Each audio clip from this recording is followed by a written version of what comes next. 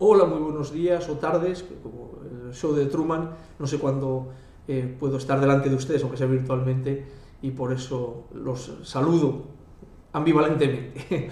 Soy David Caldevilla de la Universidad Complutense y escribo junto con Juan Enrique González Vallés de la Universidad San Pablo CEU y José Rodríguez Terceño, profesor de SER, la Escuela de Negocios de Madrid, una ponencia llamada El conflicto social y la web 2.0, el papel de Twitter en el 15M, 15 de mayo del 2011.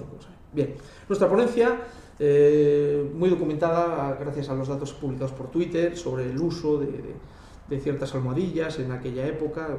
De alguna manera era bastante más controlable porque nada que ver el Twitter del 2011 con el de hoy en el sentido del volumen de activistas, de gente que sabe manejar esa herramienta y que la tiene en su teléfono inteligente. Se basa en que queríamos plasmar de alguna manera en nuestro texto una serie de ideas, a ver si se contrastaban o no a nivel de hipótesis, sobre cuál había sido el uso y la importancia del Twitter en el 15M. Para ello lo que consideramos era básicamente un marco de actuación en el que se contemplaran los antecedentes que había tenido el 15M para ver cómo se podía considerar como una protesta social, si había sido algo ya heredado, algo ya que se había producido en otros países, primaveras árabes, etcétera, lo veremos, y de qué manera se había adaptado al lenguaje español, es decir, cómo España había adaptado y adoptado esas posturas de protesta a través de quejas directas de la población a los políticos, a los gobiernos, con sentadas, con protestas a través de los medios, etcétera.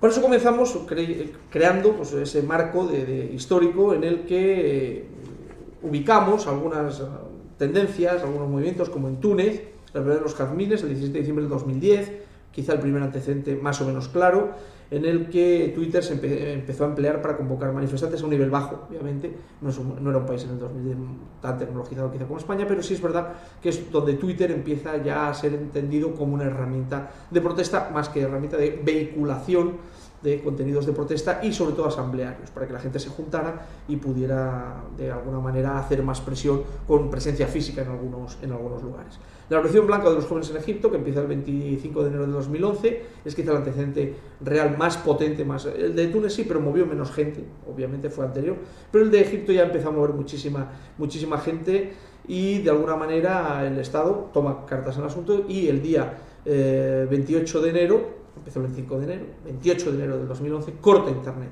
en Egipto, ya la gente no podía comunicarse por ese medio. La revolución de Libia, como siempre países musulmanes, las primaveras árabes que se llamaron, que también es a finales de enero y febrero y empiezan con ciertas manifestaciones contra Gaddafi. El final de Gaddafi lo sabemos todos, hasta que tomó partido ya Estados Unidos y Gaddafi, pues como saben ustedes, fue asesinado por una parte de los rebeldes insurrectos en una carretera de segunda en Libia. La revolución de las cintas rosas en Yemen, a mediados del 2011 se produjeron manifestaciones para pedir una apertura política, democracia, etcétera, y acaba en una guerra civil a partir del 2012. Bueno, hasta hoy, estamos hablando de 5 años de guerra civil prácticamente en Yemen, que es algo pues, verdaderamente brutal lo que está sucediendo por allí. En el resto del mundo hay otros protoorígenes, lo consideramos también las caceroladas de Islandia. Islandia es un país que tiene la misma población que La Rioja, 350.000 habitantes aproximadamente, y allí lo que cuenta es Reykjavik, que es la capital, porque es un territorio muy inhóspito, y la gente pues cacerolaba precisamente contra el gobierno. Al final lo obligaron a dimitir, presentó una suspensión de pagos, tampoco supuso un gran problema al mundo, una suspensión de pagos millonaria en euros, pero nada más. No era una cosa complicada porque eran pocos habitantes y la tasa de endeudamiento era alta per cápita, pero en términos absolutos, lógicamente, no tenía ningún peso a nivel mundial. Otro caso fue ya Grecia, Portugal o Italia con los rescates europeos. Las protestas griegas comienzan el 6 de diciembre del 2008, se consideran todavía anteriores a esto que estamos comentando, pero como protestas políticas, no estamos hablando del uso de Twitter, simplemente como las protestas que van avanzando hasta el 2009, principios del 9, y especialmente ya en el 2010, el 1 de mayo, comienzan marchas, ahí ya están lo 2.0 presente, las herramientas 2.0 presentes, empiezan marchas, de hecho una persona se inmola a lo bonzo, se quema, etcétera, solicitando pues, cambios en el gobierno que estaba siendo asfixiado por la troika europea hasta que le concedió esos 3 rescates por los que todavía pueden tener economía funcional. En España, el antecedente quizás es la plataforma Afectados por la Hipoteca, la PAH, Plataforma Afectados por la Hipoteca, que se crea en Barcelona en febrero del 2009. En mayo del 2011 se constituía legalmente como asociación. Stop Desahucios, ¿se acuerdan ustedes de Colau, etcétera? Bueno, surge de aquí. En Irán, en el 2009 está el Movimiento Verde, en junio del 2009, se sofoca rápidamente. Irán es un país que estuvo también un poco manejado, se dice, por los servicios secretos, especialmente estadounidense y francés. De hecho, detuvieron a una chica por estar a sueldo de los servicios secretos franceses, que era una de las máximas agitadoras. Digamos que de alguna manera pues, estaba siendo ya vigilado ese movimiento, ese proto-movimiento de queja, de sublevación, más o menos, entre comillas, juvenil, por la búsqueda de cambiar un poco la Sharia, esa ley islámica, cambiarla un poco por algo más occidental, una libertad mayor de partidos políticos, una laicización de la vida social, y es complicado para las mujeres todavía el salir a la calle. No es como Arabia Saudí, pero bueno, se acerca bastante. Es un país complicado. La generación precaria, lo que se llama la Seração Arrasca, para la portuguesa, se crea el 12 de marzo del 2011, convocada por jóvenes en Portugal, que tuvo eco en distintas capitales, en Lisboa especialmente y Oporto, y tuvo eco en Madrid, Barcelona, Berlín y Londres, entre otras. Fue un éxito, hubo una concentración importante, pero no tuvo continuidad. Nació y murió casi en el mismo acto. En España ya sí, lo que cuaja en España empieza a cuajar en todo el mundo, que es el 15 de mayo, que es el 15M, el movimiento de los indignados, ya se llamó así, de los indignados, que generó también secuelas en otras partes del mundo, como por ejemplo Ocupa Wall Street, que se crea el 17 de septiembre de 2011, o Ocupa la Bolsa de Londres, que se crea el 10 de octubre también del 2011. Se imitan los ingleses a los yanquis y los yanquis a los españoles, a los indignados, ¿no? Spanish Revolution, que llaman ellos, ¿no? La revolución hispana.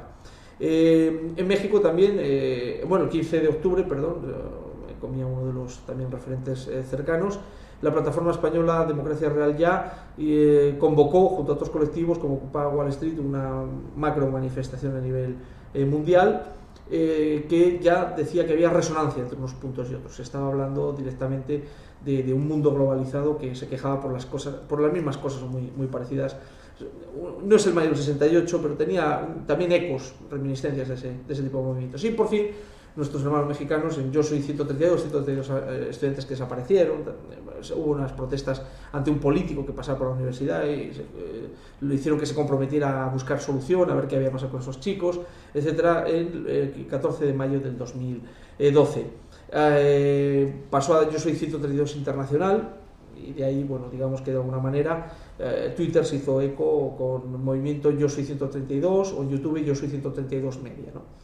Es decir, los mexicanos sí fueron bastante más combativos en las redes desde el primer momento, porque querían dejar un legado en las redes de lo que estaban protestando, porque era una protesta que venía de lejos, no era solo estos 132 alumnos universitarios, por supuesto, sino que había otros anteriores que habían tenido problemas, y posteriormente México es un país, pues ustedes, que tiene el riesgo de convertirse en un narcoestado, y eso es muy peligroso para la gente normal, la gente habitual, ¿no?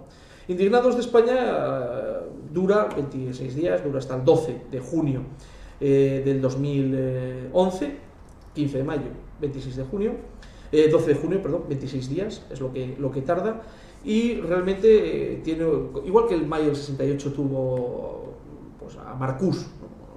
Jerónimo Marcús con El miedo a la libertad, también obras de Eric Fromm, El miedo a la libertad, hubo una serie de caldos culturales, filosóficos por detrás de lo que fue la protesta en sí, de prohibido prohibir, la Plaza de la Vendôme, etcétera. Lo que recordamos todos, bajo los adoquines está la playa, etcétera, ¿no? Aquí fue un poco esa filosofía un poco más laxa, un poco más amplia, como San Pedro, por ejemplo, que prologaba un escrito de un pensador francés que se llama Indignaos. El político francés se llama Stéphane Hissel, que en 2010 escribió ese libelo, un pequeño panfleto en el que se indignaba de lo que la clase política está haciendo a la gente. Hay que indignarse por esto, hay que indignarse por aquello. Bueno, es un listado, lo tenemos en el enlace, lo tenemos en el texto, y remito a él para no hacerme muy largo. Realmente las acciones que se tomaron el 15M estaban todas relacionadas con la creación de debates. El 15M crea una acampada en Sol, es el punto álgido, el punto más visible de todo el 15M. El 15M es una especie Las revueltas son populares, son algo que se crea en un momento dado de estallido, de rabia, es una revuelta. Las revoluciones ya no, las revoluciones que están bien organizadas. Acampada Sol trató de pasar la revuelta a revolución, es decir, algo más esporádico, algo más fresco, más, digamos, improvisado, que pasara a ser ya estructurado, establecido como es una acampada, en este caso de 26 días, y cubrió una época en la que había elecciones en España, de las que luego hablaremos. Las almohadillas que se empleaban, las etiquetas, pues eran 15M, acampados en sol, indignados, etc. La más importante fue acampados sol, almohadilla, acampados sol. Esa fue la más importante, luego veremos por qué. Lo que se trataba ahí en la acampada era crear debates entre la gente que se acercaba y hablaba libremente, creación de nuevos medios, sobre todo por internet. Luego se creó un periódico unos meses más tarde de papel, en febrero del 2012.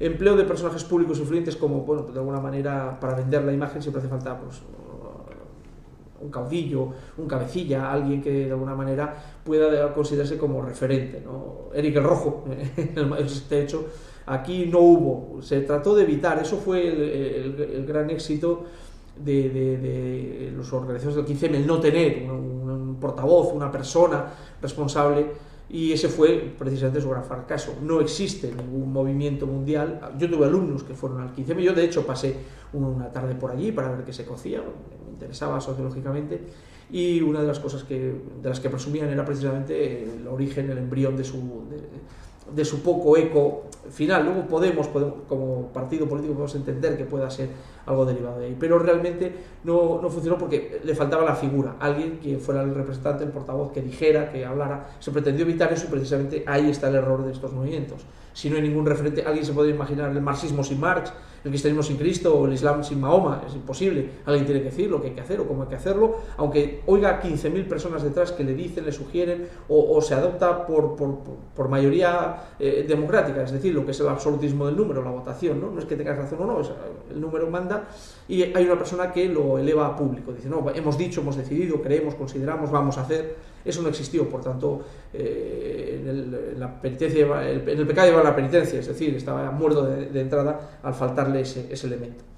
Se trató de ser portada en muchos medios, meterse en medios ya establecidos, ya reales, periódicos, prensa habitual, radios, televisiones, etc. Y sobre todo en las redes sociales, que eran más baratas obviamente y que podían ser más directas. O sea, el pueblo hablaba al pueblo, una visión idílica. Luego veremos cómo había unos 30, aproximadamente entre 20 y 30 generadores de contenidos que matizaron o modelizaron casi todos los mensajes que se enviaron. Mucha gente retuiteaba simplemente, no emitía originalmente, los que emitían originalmente eran muy pocos. Había decenas de cuentas de Twitter relacionadas, propuestas 15M, indignaos ya, Global Camp, Democracia Real, también fue uno de los famosos, junto con Acampada Sol, que sin duda fue el que se llevó el gato al agua. Luego hubo locales, 15M Valladolid, 15M Logroño, etc. También hubo periódicos digitales para informar, uno impreso, Madrid 15M, que empezó el 12 de febrero del 2012, que es posterior, fíjense, la acampada acaba en junio, recordamos 12 de junio, después de 26 días, y esto estamos hablando del 12 de febrero del 2012, y la Wiki 15M, que todavía está disponible y se puede acceder a ella. Todos los enlaces están en nuestro texto, lo pueden consultar.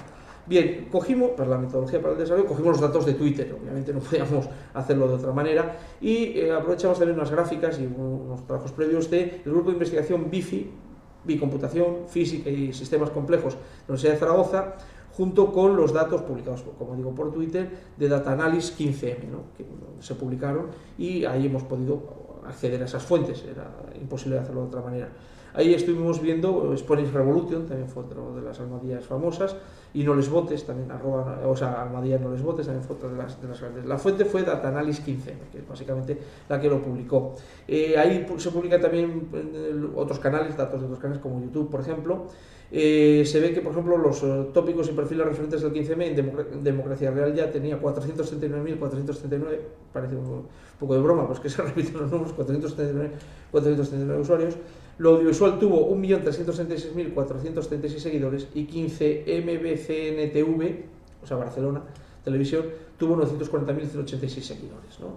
940.086 seguidores es un número bastante importante, digamos, para ser algo que de aquella estaba empezando. Realmente las redes sociales acapararon el 82,8% de la información, los amigos y conocidos el 36%, la televisión el 33%, los periódicos el 21%, vemos que suma más del 5%, es decir, que había gente que se había enterado por varias fuentes a la vez, por eso se suma más del 100%, ¿no? La radio el 17% y otros un 10%. ¿Es miembro de alguna red social en Internet? De los que estaban allí, el 89% tenía Facebook, el 53% solo Twitter, por eso digo que Twitter no era lo que soy, obviamente. Twenty lo tenía el 38%, Twenty era una red más bien juvenil, pero muy importante en España. En algún momento, al principio, le eché un pulso a Facebook. Facebook, medios de participación, en el 15M, el Facebook participó el 96%, la más extendida y hubo más gente que entró en Facebook. Manifestación del 15M el 66%, asambleas el 66%, Twitter el 45,9%, Twitter era una tecnología, repito, no tan extendida, pero que básicamente fue la que acaudilló todo, por su inmediatez, su libre acceso por los teléfonos inteligentes, que aquí eran pocos, pero que existían, y que de alguna manera aglutinaba todo lo que se pretendía demostrar, hacer, desarrollar, plantear, digamos, todo lo que era reivindicar, es la palabra quizás, ¿no? que más amalgama todos los conceptos que se desarrollan, ¿no? Bien, los datos que corrieron este programa fueron, por ejemplo, las palabras más empleadas fueron democracia, España, movimiento, PP, plaza, PP para hablar mal de él, obviamente, plaza, voto, políticos, electoral, PSOE, puerta por puerta giratoria, las puertas giratorias famosas en las que entran los políticos.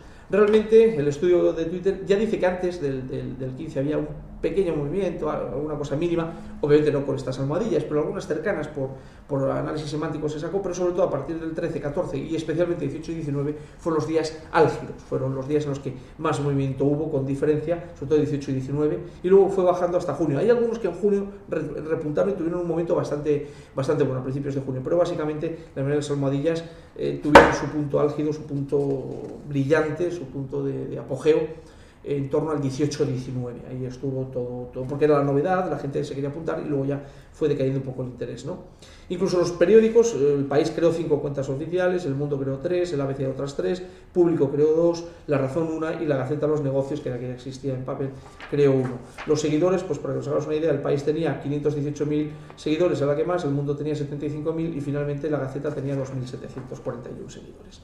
El factor comunicativo, lo que nos indica claramente, no hay la menor duda, es que lo 2.0, el ser receptor, el ser emisor, pues obviamente permite esta frescura de transmisión, pero sobre todo se empleaba mucho más para rebotar, para retuitear los aspectos que eran más importantes, ¿no? Lo que se consideraba como, de alguna manera, los lemas por seguir, las ideas nucleares, las nuevas reivindicaciones, muy 140 caracteres, ahora son 165, pero realmente mensajes claros, directos, cortos, que trataban de centrar lemas de campaña, casi como si estuviéramos en unas elecciones, que luego además las hubo, como sabemos, ¿no? Bien, los usuarios en mensajes enviados empezaron a crecer a partir del 15, obviamente, pero se mantuvieron casi en un nivel plano. En cambio, los receptores cada vez fueron menos, a partir del 15 fueron bajando, de manera que podemos ver que hubo almohadillas que centraron gran parte del tráfico, sobre todo fueron retuiteadas, y otras que tuvieron otros nodos que fueron más episódicos, más puntuales en algún momento, o que tuvieron un nivel de seguimiento menor. Tenemos las gráficas en el trabajo, pero sí creo que sería interesante. Voy a mostrar una cámara que es el nodo principal, que es Acampada Sol, es el punto rojo del centro, que es el que consignó, creo que se ve claramente, el que consignó más seguidores, más tweets, más retweets. Es decir, fue un poco el que amalgamó, acompasó a todo el movimiento. Hubo otros, por supuesto, como he comentado, pero que realmente fue el que más interesó, porque fue el que más creó moda, tendencia. De hecho, y nuestras hipótesis eran que el fenómeno 15M tuvo en Twitter su principal valedor, creo que queda demostrado. No obstante, Facebook también tuvo, pero Facebook era más informativo y hacia afuera, un proceso más intelectual. El que estuvo en la acampada usó Twitter, el que quería ir a la acampada leía el Twitter, el que quería reivindicar aspectos nucleares de la acampada usaba la urgencia y la prestancia que da Twitter, ¿no? Eso queda demostrado por el volumen brutal de tweets y retweets que se crearon. Y otra cosa que era la juventud, comentaba al principio. La juventud es muy importante porque de los 20 usuarios más productivos, 14 eran jóvenes menores de 30 años. eran en su mayoría perfil de profesionales liberales, periodistas, activistas, sobre todo activistas políticos, que de alguna manera pues, querían buscar ahí un hueco, un nicho que canalizara las protestas a las que ya llevaban tiempo, incluso años, tratando de hacerse eco del tema de desahucios, tema de las puertas giratorias, tema de la desafección existente con la clase política, la casta que se llamaba, si se acuerdan ustedes. Hay un libro que se llama La casta directamente, muy bueno, comenta anécdotas como cuando le preguntan, tengo una pregunta para usted al presidente Rajoy, una señora de hace 3 o 4 años o 5 ese programa, le pregunta, yo soy pensionista, gano 650 euros, creo que le vino a decir, le pregunté, ¿y usted, señor presidente, cuánto gana usted? Él no dijo cuánto ganaba, dijo, bueno, una cantidad mayor. Dijo, pues es poco, lo entiendo, pero yo gano una cantidad mayor. Bien, lo que no dijo es que el presidente, entre todos sus cargos que no son incompatibles, cobra varios sueldos, gana unos 230.000 euros al año. Eso es lo que gana el señor Rajoy. Obviamente, contra los al año, no al mes, obviamente. Es decir, esos 20.000 euros al año tienen poco que ver con los 600 de aquella señora y, por tanto, creo que hizo bien en no contestarle y no dar una cifra porque hubiera indignado todavía más a la clase trabajadora española. Bien, hay que darse cuenta que Twitter tomó esa mayoría de edad, se dio cuenta de su importancia. Yo creo que Twitter hoy en día ocupa siempre las portadas de la actualidad, o sea, todo lo que vemos por Twitter, lo que se ve en Twitter, lo que se analiza en Twitter. También es verdad que hoy en día hay muchísimo más ruido que entonces, hay un ruido además ensordecedor, pero es cierto que Twitter no deja de ser hoy en día el banderín de enganche de los grandes movimientos, sobre todo que pretenden tener eco masivo. El pueblo se dio cuenta de que a partir de estas herramientas puestas ya a su disposición podía alcanzar cotas de queja, de hacerse oír ante los políticos muy altas. Incluso, de hecho, se rodeó el Congreso, no sé si se acuerdan de aquella época en la que se rodeó el Congreso, que por cierto es ilegal, y que, bueno, que de alguna manera pues, significaba esa mayoría de edad en las quejas, en las protestas, para que los políticos se dieran cuenta de que no era una relación cada 4 años, sino que era una relación. Hubo elecciones, de hecho, en medio de la protesta del 15M, que se saldaron sin pena ni gloria, es decir, no hubo, subió la izquierda bastante, había crisis económica. Quizá el gran heredero fue posteriormente Podemos en las primeras elecciones que se presentan, que son las europeas, aunque de Podemos, de los fundadores originales, ya solo queda uno, que es Pablo Iglesias. Ni Errejón, ni Vescansa, ni Monedero, etc., se han ido apartando y ha quedado ahora mismo solo uno de aquellos, por lo cual es un movimiento que realmente se va configurando cada vez más en un partido político al uso. Felipe González en el PSOE, Rajoy o Aznar en el PP, Zapatero en el PSOE, por decir, Cayo Lara en Izquierda Unida, o el propio profesor cordobés de Izquierda Unida, histórico del Partido Comunista, Anguita. Son líderes unidos ya, son cabecillas de partido unidos a sus partidos de manera ya indeleble para la historia, o los que existen hoy en día, ¿no? Hoy en día pues, Sánchez en el PSOE, por ejemplo, o incluso podemos decir ya el emergente Ciudadanos, en este caso estamos hablando de Rivera. Pues nada más, les mando un saludo desde la fría Madrid, deseándoles que disfruten de ese casi verano eterno que tienen por allí, por la tierra donde vive el sol, y bueno, que llueva un poco más. No puedo tener mejores deseos para ustedes. Un abrazo, muchas gracias.